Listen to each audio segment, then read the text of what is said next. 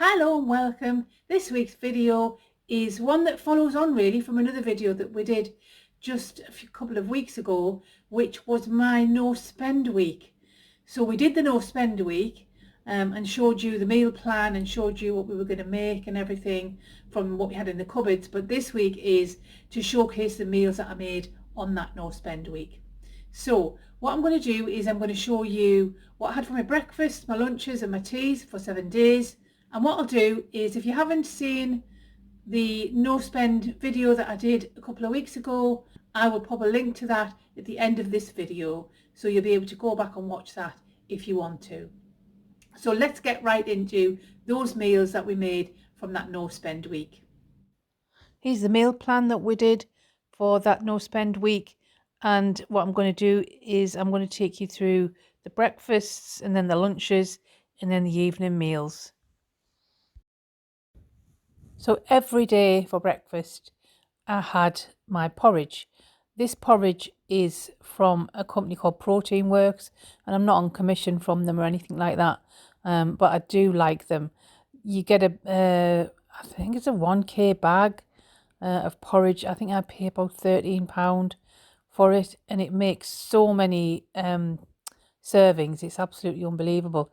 Now, I get the plain.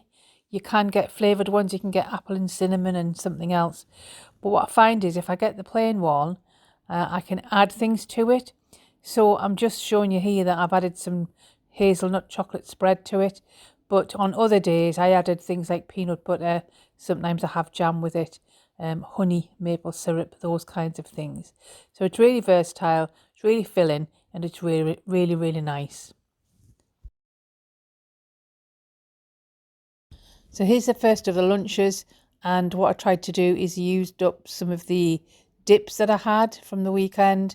So I had some hummus, and I think it was onion and chive dip or something like that, and they needed using up because otherwise they would have just been thrown out. So I had those, sort of like a ploughman's lunch, some crackers and some cheese, just to use up the bits and pieces. Lunch number 2 was to use up some of those cheeses again, and I had those a couple of bits of cheese with some Doritos, and then a favourite of mine, which is a Marmite sandwich. Let me know in the comments whether you like Marmite or not. I adore it. Lunch number 3 is an absolute favourite of mine. A good old jack potato done in the microwave with butter and cheese. Plain and simple. Lunch number 4 was a variation of cheese on toast. So I used the remainder of that lovely Wensleydale with cranberries and toasted that, and it was absolutely delightful.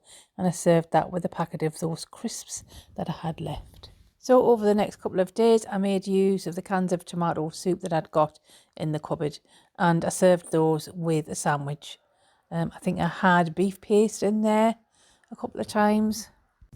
And then on the final day of these lunches, I got a portion of homemade soup that was left in the freezer and defrosted that. And again, I had that with the remainder of the beef paste as in a sandwich. So for dinners, I had made myself a tuna pasta bake, and I had made myself a corned beef hash, and I managed to serve myself around, I think I had 2 of the tuna pasta bakes, and I had 3 of the corned beef hashes over the week, and I kind of mixed them up and interspersed them. So that's what I had for most of my dinners.